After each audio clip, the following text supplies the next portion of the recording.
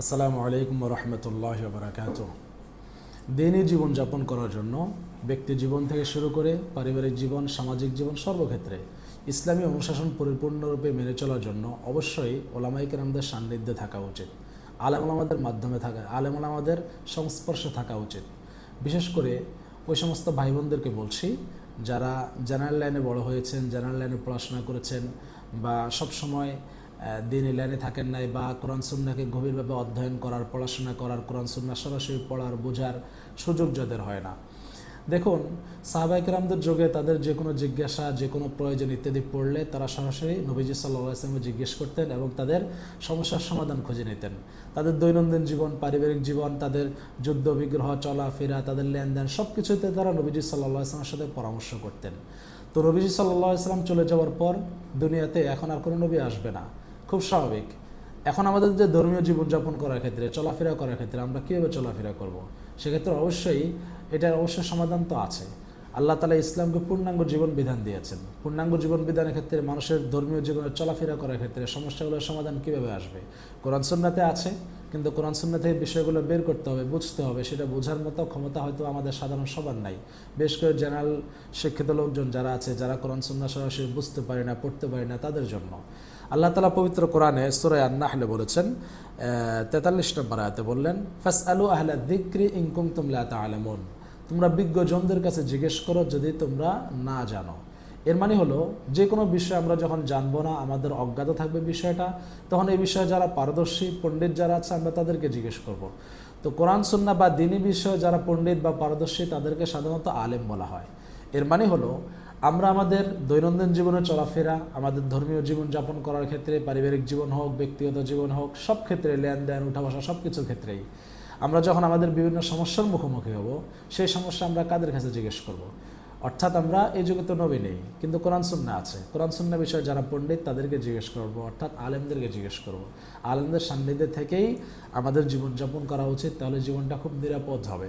কারণ আলেমরা কোরআন সুন্নাহ সবচেয়ে ভালো বোঝেন, আলেমরা কোরআন সুন্নাহ সম্পর্কে ভালো গবেষণা রাখেন। সেই জন্য আলেমদের সান্নিধ্যে থাকা উচিত। আলেমদের সান্নিধ্য ছাড়া চলাফেরা করতে গেলে, দ্বীনি লাইনে চলতে গেলে অনেক বিভ্রান্তির শিকার হব। হালাল হারাম অনেক কিছু আমরা গুলিয়ে ফেলবো, ভালো মন্দ অনেক কিছু গুলিয়ে ফেলবো। আমাদের কাছে অনেক কিছু ভালো মন্দ হবে, কিন্তু বিষয়টা হয়তো বা ক্ষতিকর হয়ে যেতে পারে। বিষয়টা আমি বোঝার জন্য ঠিক এভাবে বলতে পারি। দেখুন, ইউটিউব দেখে কেউ যদি ডাক্তারি বিদ্যা অর্জন করতে চায় এবং সে অনুযায়ী অপারেশন করতে যায়, চিকিৎসা করতে যায়, নিশ্চয়ই সে ভুল করবে। এই বিষয়ে যারা পারদর্শী, যারা দীর্ঘ সময় পড়াশোনা করেছে, এই বিষয়ে যারা স্কিল নিয়েছে, দীর্ঘ সময় পর্যন্ত পড়াশোনা করেছে, এই বিষয়ে যারা দক্ষতা নিয়েছে, তাদের মাধ্যমে অবশ্যই কাজকর্মগুলো করা উচিত। তো আমরা আমাদের দৈনন্দিন চিকিৎসা করার ক্ষেত্রে যখন আমরা বিজ্ঞ ডাক্তার খুঁজি, ভালো ডাক্তার খুঁজি, ভালো ডাক্তার মাধ্যমে আমরা আমাদের যখন চিকিৎসা করাতে চাই, তো ঠিক আমাদের ধর্মীয় জীবনযাপন করার ক্ষেত্রে আমরা বিজ্ঞ আলেমদের পরামর্শ নিয়ে আমাদের করা উচিত। এছাড়া আমাদের সামনে সমূহ বিপদ হতে পারে। আর বর্তমান সোশ্যাল মিডিয়ার যুগে এখানে বিভ্রান্তি তো খুব স্বাভাবিক।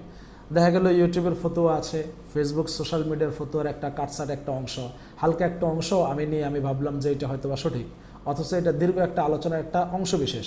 সে অংশ বিশেষের কথা থেকে আমি কিন্তু পূর্ণাঙ্গ ফতোয়াটা বা পূর্ণাঙ্গ কথাটা পাচ্ছি না, যার ফলে আমি খুব সহজে বিভ্রান্ত হয়ে যেতে পারি। এবং বর্তমান যুগে কত ধরনের দেখেন রাজনৈতিক মতবাদ আছে, বিভিন্ন দর্শন আছে, মতবাদ আছে, কত কিছু তৈরি হয়েছে, সত্য মিথ্যা অনেক ধরনের, অনেক বিভ্রান্তিমূলক ফিতনা, অনেক পরীক্ষামূলক অনেক বিষয় আমাদের সামনে আসে, যেগুলো বিজ্ঞ আলেম, ভালো জ্ঞানওয়ালা আলেম ছাড়া যেগুলো নিরূপণ করা খুব মুশকিল। যার ফলে আমরা সাধারণ মানুষ যারা আছে খুব সহজে বিভ্রান্ত হয়ে যেতে পারি।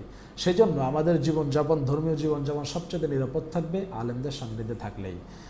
এখন কথা হলো, আলেমদের মধ্যে এক একজন এক এক সময় এক এক ধরনের ফতোয়া দান করেন। তো আমরা এক্ষেত্রে কার কথা মানবো? আসলে ভাই দেখুন, ডাক্তারদের সবার কিন্তু পরামর্শ এক ধরনের হয় না। হ্যাঁ, ডাক্তাররা মানুষদেরকে চিকিৎসা করেন, সেক্ষেত্রে কারো গবেষণা একটু বেশি, কারো গবেষণা কম, কারো পড়াশোনা বেশি, কারো দক্ষতা বেশি, সেই ক্ষেত্রে তাদের চিকিৎসা পদ্ধতিও ভিন্ন ভিন্ন হতে পারে। ঠিক আলেমদের মধ্যে তা হতে পারে। তো ঠিক আমাদের কি দায়িত্ব? আমাদের দায়িত্ব হলো আমরা একটু খুঁজে খুঁজে বের করব কোন আলেমের দক্ষতা, পড়াশোনা, পাণ্ডিত্য, এগুলোর পাশাপাশি এটাও দেখতে হবে যে আলেমের আমল, আখলাক, তার চলাফেরা, লেনদেন সব কিছু কতটা ভালো। আমরা সোশ্যাল মিডিয়ায় একজন আলেমের বক্তব্য শুনলাম, শুনে মুগ্ধ হয়ে গেলাম, তার বাস্তব জীবন সম্পর্কে আমার কোনো আইডিয়া নেই। একজন আলেমকে আপনাকে অনুসরণ করতে হলে অবশ্যই তার বাস্তব জীবনটুকু অবশ্যই ভালো করে জানতে হবে, যে এইজন আলেম তিনি কি শুধু মুখরোচক সুন্দর সুন্দর কথা বলেন অনলাইনে এসে, নাকি তার বাস্তব জীবনে এগুলো কোনো বাস্তবায়ন আছে কি নেই সেটা একটু দেখতে হবে। সেই জন্য সবচেয়ে নিরাপদ হলো আপনার আশপাশে আপনার চেনা জানা পড়াশোনা করা চেনা জানা আলেমদের মধ্যে খোঁজ করবেন, যে সবচেয়ে ভালো আমলদার, ভালো মান মানসিকতাওয়ালা, এই ধরনের কিছু আলেমদের আপনি খুঁজে বের করুন, যাদের পরামর্শ করে আপনি চলবেন। দেখুন, আমাদের যখন একান্ত প্রয়োজন পড়ে তখন আমরা কিন্তু যে বিভিন্ন জায়গায় কল করার জন্য আমরা নাম্বারগুলো সংগ্রহ করে রাখি।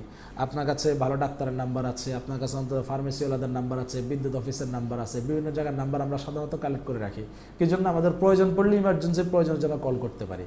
ঠিক ধর্মীয় জিজ্ঞাসা আমাদের দৈনন্দিন চলাফেরা করতে গেলে আমাদের প্রচুর পরিমাণ মাসালা আমাদের সামনে আছে, এটা করবোই করবো না, এই পথে আগাবো কি আগাবো না, সেক্ষেত্রে অবশ্যই আলেমদের নাম্বার থাকা চাই। অনেক মানুষ আমরা এমন রয়েছে যাদের কাছে একজন আলেমের নাম্বার নেই, কোনো প্রয়োজন পড়লে তার কাছে জিজ্ঞেস করবো তা নয়, আমরা এআইকে জিজ্ঞেস করি, গুগলকে জিজ্ঞেস করি। এর চাইতে সবচেয়ে নিরাপদ হবে, ভালো হবে, আপনি চেনা জানা একজন আমলদার বিজ্ঞ পণ্ডিত একজন আলেমের নাম্বার আপনি সংগ্রহে রাখবেন, কোনো প্রয়োজন পড়লে তার সাথে পরামর্শ করবেন, তাকে জিজ্ঞাসা করবেন, তাহলে আমাদের জীবনযাপন, ধর্মীয় জীবনযাপন খুবই নিরাপদ হবে। আল্লাহ রাব্বুল আলামিন আমাদের সবাইকে আলেমুল আমাদের সান্নিধ্যে থাকার, তাদের পরামর্শ মেনে দিন যাপন করার তৌফিক দান করুন। আসসালামু আলাইকুম ওয়া রাহমাতুল্লাহি ওয়া বারাকাতুহু।